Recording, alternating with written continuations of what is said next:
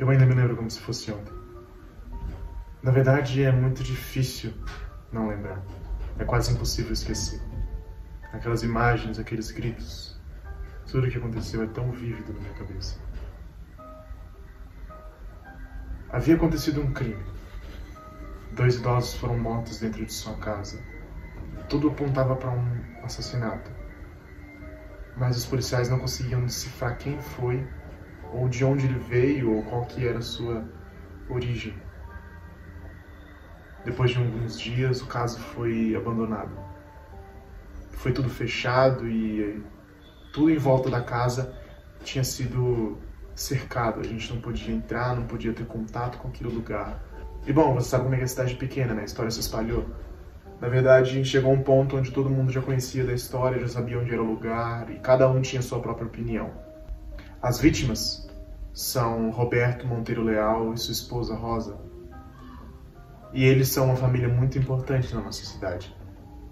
Na verdade, eles são os mais ricos e quem fundou essa cidade toda. E por isso eles ficaram extremamente decepcionados quando a polícia não conseguiu desvendar o crime e isso começou a sair fora do controle. A gente era apenas um grupo de pessoas, a gente era amigos. Eu, Marina e o Renan. E houve um dia que a gente chegou na escola e estava muito tumultuado, estava todo mundo falando sobre e estava todo mundo com a cabeça assim cheia. A polícia tinha acabado de abandonar o crime, o caso, e todo mundo estava se perguntando o que ia ser agora, porque eles são uma família muito importante na nossa cidade, eles são basicamente os fundadores da cidade. E todos esperavam que alguma coisa fosse vir à tona. Parece que quanto mais tediosa é a sua cidade, mais importante viram os pequenos eventos. O Renan deu uma ideia. Por que a gente não vai confortar a Julieta? A Julieta era uma colega nossa da nossa escola que ela era neta das vítimas. A gente não é muito amigo da Julieta, mas ficou de concordância conosco que era o mínimo que a gente podia fazer, era ir falar com ela. O rosto dela, o semblante dela era de raiva e ela queria vingança. Conversa vai, conversa vem e em algum ponto o Renan foi convencido de que era uma boa ideia desvendar o crime pelas próprias mãos. O Renan tem um espírito altruísta. Ele é especial, ele de alguma forma ele fazia que as coisas acontecessem e a opinião dele acabava sendo aqui levada em consideração.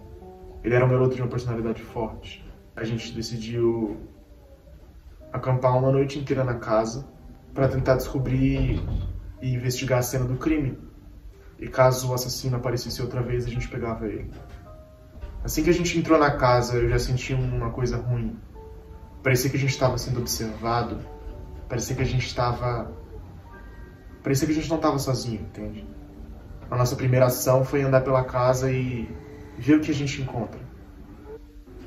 Foi muito difícil entrar naquele lugar. Imagino que para Julieta tenha sido pior ainda, que eram os avós dela.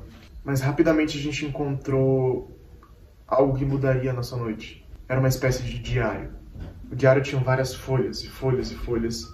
Todas eram escritas com uma cor vermelha. E era uma cor muito vívida. E tinha um cheiro muito vívido. Assim que eu percebi que era sangue, eu deixei o caderno cair em medo. A Julieta tomou o caderno da minha mão e ela começou a ler. E aquelas palavras entraram dentro de mim, de uma forma estranha. Era o relato de uma das empregadas. Ela falava sobre como era horrível trabalhar dentro daquela casa. Como se todos tratassem ela mal, como se a Rosa e o Roberto, que foram sempre plantados como pessoas tão boas, fossem na verdade as piores pessoas que já existiram. Faltavam algumas páginas do diário. Algumas coisas pareciam estar arrancadas e outras fora de lugar. E aos poucos a empregada parecia ficar maluca e as coisas saíam da mão do controle dela e ela escrevia coisas que não faziam sentido, até que as páginas começaram a ser rasgadas e outras já não faziam mais ordem. Os dias eram pulados e algumas coisas já não faziam mais sentido. Aí naquele momento eu já não queria mais estar ali. Estranhamente, para os meus maiores pesadelos, a gente começou a ouvir um barulho. E como todo filme de terror, ele vinha de cima. Eram barulhos, alguém estava arrastando móveis. E isso me trouxe as piores memórias. Eu até me arrepio só de falar sobre essas coisas. A gente subiu as escadas. O Renan foi na frente e tomou a força. A gente chegou lá em cima e o corredor estava lotado de sangue. Era como se tivesse um rastro de alguém se arrastando no chão. E o rastro ia pro fundo. No final do corredor tinha uma porta entreaberta. E lá já não tinha mais luz. A gente foi andando, e a gente encontrou uma cena horrível. Essa porta guiava para um quarto. Tinha uma pessoa ainda viva lá dentro. Ela tinha o pescoço rasgado, e todas as mãos ensanguentadas e o corpo. Ele estava tremendo. Ele não conseguia falar. A última coisa que a gente conseguia discernir dele tentando falar era Monteiro. Na mão dele tinha uma carta. E dentro dessa carta tinha mais uma página do diário. Era mais um dos relatos e a Julieta leu pra gente e estava escrito que eles não podiam sair de dentro da mansão. Nenhum dos empregados estava autorizado a seguir a falar das coisas que aconteciam lá dentro. Então eles não podiam sair de dentro. Eles moravam lá dentro quase como escravos mesmo. Não podia vazar aquilo que acontecia dentro da mansão. A frase "não nos leve para o porão" era repetida várias e várias vezes. E durante o sonho, durante o momento assim, eu ainda me pego pensando não me leve para o porão, não me leve para o porão, não me leve para o porão, não me leve para o porão. Essas coisas ficam passando e matutando na minha cabeça, passando cada vez mais e mais e mais e mais. E quando eu vejo, parece que eu tô lá no porão de novo. Parece que eu tô lá nessa casa maldita de novo. E a minha garganta tá sangrando. E as minhas mãos estão ensanguentadas. E parece que eu tô me arrastando pelo chão de novo. Obviamente, depois daquilo, a gente queria sair daquele lugar. A gente só queria ir embora. Eu muito mais, eu não queria nem um pouco estar naquele lugar. Na verdade, eu só queria ir pra minha casa. Eu queria me sentir seguro de novo. A minha vontade era estar calmo no mesmo lugar. E a pessoa que mais me trazia segurança, que era o Renan, mais uma vez, a primeira vez que eu tinha visto isso na minha vida, ele também queria ir embora. Ele não estava com vontade de estar naquele lugar mais. Nem ele, nem a Marina, nem ninguém. E a gente correu pra ir embora. A gente só queria sair daquele lugar. Foi um susto estar ali.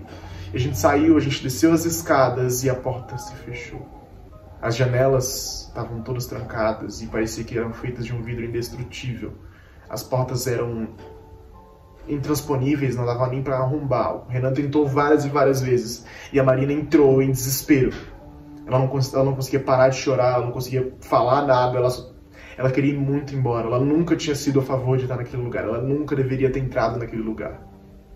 Quando a gente olha para trás, tinha uma escrita em sangue na parede. Ninguém deixa a propriedade Monteiro Leal. A gente andou um pouco mais pela mansão e encontramos o escritório do Roberto Monteiro Leal. E lá dentro a gente fechou todas as portas e a gente se concentrou em esperar. A gente não queria mais lidar com aquela coisa. A gente sabia, e isso foi ideia da Marina, de que uma hora a polícia ia chegar procurando pela gente ou para dar uma segunda olhada no caso, na casa. A gente decidiu conversar para passar o tempo. Ali é um lugar que estava todo mundo na mesma situação, então pelo menos conversar espantaria um pouco dos medos, né? A gente pensou nisso. Em algum momento a Marina começou a gritar. E a gente olhou pro lado, desesperado, o que estava acontecendo com ela, e ela falou que ela tinha visto um vulto. Mas o vulto não tinha ido embora. A porta que antes estava trancada estava aberta agora. E na fresta da porta, segurando no batente com garras afiadas, tinha um ser negro de olhos vermelhos. Eu não vi isso e nem quero ver. Mas os meus sonhos, ele fica rondando. Essa imagem. Às vezes é pior você não ver porque a sua mente é mais criativa do que deveria ser. E aquilo fica rondando na sua cabeça. E você fica criando o que aquilo é. O que poderia ter sido. Quando eu tentei olhar, não tinha nada. A porta estava trancada. Eu abracei a Marina, a gente ficou mais perto um do outro. E passou-se mais alguns minutos. 30, 40, 1 hora, talvez até 2. E a gente se levantou para ir no banheiro. Saiu eu e o Renan, porque a gente não queria andar sozinho. E depois que eu saí do banheiro, eu ouvi um grito. E a gente correu imediatamente. Eu e o Renan corremos para as meninas. O que podia estar acontecendo? Eu já não queria lidar e estar naquela casa. Saber que elas estavam sozinhas era um pior ainda. E a gente correu, e quando a gente chegou lá, só tava a Julieta. Ela estava chorando, desesperada, gritando, chamando por socorro, e ela não conseguia se segurar. Ela estava numa crise de ansiedade tão intensa que você não conseguia perceber nada. Você não conseguia discernir as coisas. E a gente finalmente conseguiu acalmar ela em algum momento. Mas quando ela finalmente se acalmou, foi aí que as coisas pioraram. Ela falou pra gente que a Marina tinha sido levada por eles. Que eles tinham levado ela pro porão. E mais uma vez a Julieta continuou falando aquilo que já estava na minha cabeça. Ela falou: não me leve para o porão, não me leve para o porão, não me leve para o porão, não me leve para o porão. Contra toda a minha vontade e coragem, mas era por um bom motivo, eu tinha que buscar ela de volta. E a gente desceu. O que eu tinha na minha mão era no máximo uma faca. Mas o que tinha lá? Será que eu conseguiria lidar com a faca? A gente desceu e encontrou a pior coisa possível. No porão tinha uma passagem que levava para debaixo da terra. Essa passagem toda mal feita, ela levava para uma sala maior. Uma sala iluminada por várias tochas e velas, inúmeras delas. E toda a parede, sem extensão, tinha vários instrumentos de ferro. Instrumentos de tortura. O chão inteiro ensanguentado, sujo. No meio da sala tinha uma cadeira, onde estava Marina, amarrada e amordaçada. Antes que a gente pudesse se mover, desceu do céu, do teto, uma criatura que vai perpetuar em todos os meus pesadelos até o dia da minha morte. Era alto, magro, os olhos vermelhos e as garras afiadas. O Renan tentou correr para defender ela, mas ele levou garradas no seu peito e o bicho jogou ele para longe. Eu gritei pelo nome dele, eu gritei por ele para tentar salvar, mas eu não era forte o suficiente. Antes que eu sequer pudesse me mover, o bicho foi em direção da Julieta e eu fiquei desesperado, eu ia acabar com ela. Eu olhei pra cara dos dois, eu procurei eles, eu tentei correr, mas não era tempo suficiente. Tudo que eu pude ver era o sangue jorrado no chão. Eu senti aquele frio no peito. Os meus amigos estavam morrendo na minha frente e eu não podia fazer nada.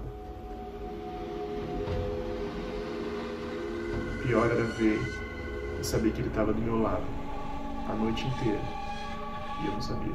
A mão da Julieta atravessou o peito da criatura de uma forma que eu nem sabia que era possível. E quando eu achava que o problema era um, ele se torna outro. Ela começou a rir. Ela começou a rir. Diante de uma situação como aquela, tudo que ela conseguia fazer era rir. A criatura caiu no chão e nunca mais se levantou. O Renan estava de um lado, agonizando. A Marina estava amordaçada, gritando, tentando se soltar. E eu estava travado. E ela se divertindo com a situação. Ela ria, como nunca, como ninguém. E em algum momento ela começou a gritar. Algo era muito engraçado para ela. Quando eu me dei conta, o vento começou a ser mais forte do que era antes. E ela começou a se levitar. A sala inteira se tornou um furacão ao redor da Marina. E a Julieta estava se levantando. E ela girava. Cada vez mais, em um ritmo contínuo. E ela parecia se transformar. Seus cabelos cresceram, suas unhas também. Ela tinha uma face demoníaca, algo diferente. Não era conveniente, Ninguém tinha ido com ela. Ninguém teria feito nada com ela. A pobre, doce e frágil Julieta. Tadinho dos seus avós. Tadinho da sua família, coitada. Na verdade, aquilo que o empregado tentou contar pra gente não era sobre terem cuidado com a mansão, mas era sobre a Monteiro que estava com a gente. 2 seres estavam habitando o mesmo corpo. Avós foram capazes de vender a sua própria neta para que pudessem ter tudo quanto eles sempre quiseram na sua vida. O Renan finalmente se levantou e ele interrompeu ela com um pulo. Ele agarrou ela e tentou trazê-la para o chão. E essa foi a minha oportunidade que eu tive de desamordaçar, de soltar a Marina. E a gente soltou e a Marina começou a discutir com ela. O Renan foi jogado para longe mais uma vez e sua barriga foi atravessada pelas mãos dela. Eu ainda sinto a dor como se tivesse sido dentro de mim. Ele caiu no chão de uma forma tão assustadora que ali eu pensei que ele tinha morrido, ali eu pensei que tinha ido e era o fim de tudo.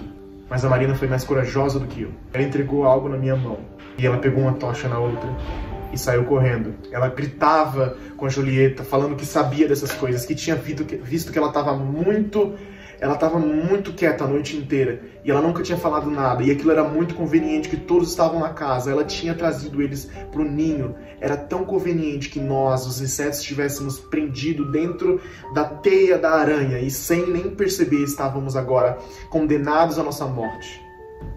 A Marina tinha jogado na minha mão um galão de gasolina. Eu joguei em cima da Julieta sem nem pensar uma vez, enquanto ela jogou a tocha. Essa é a única memória feliz que eu tenho. E é isso que eu vou me agarrar. A imagem daquele demônio queimando e voltando para onde ele deveria estar. O inferno. Eu peguei o Renan e eu saí correndo com o máximo da minha força. E a Marina estava do meu lado. Sabe aqueles momentos onde uma mãe, para salvar o seu filho, absorve forças de um lugar onde ela não tem? O Renan é bem maior do que eu. E a gente correu e a gente saiu do porão. Mas quando a gente estava finalmente chegando lá, a gente foi puxado. E eu caí. E eu estava sendo puxado, mas o Renan não deixou. O Renan usou suas últimas forças para me puxar de volta. E ele ser puxado no lugar. E eu lá estava com um sorriso. O sorriso de alguém que sabia que tinha feito o máximo dentro de suas mãos para poder proteger o que eles queriam. Ele me protegeu. E em troca, eu fui o maior covarde que existe nessa terra. A polícia tinha finalmente chegado. E eles tiraram a gente daquela casa. E tudo se tornou ruínas, cinzas do que antes era. Eu nunca mais vou voltar naquela casa.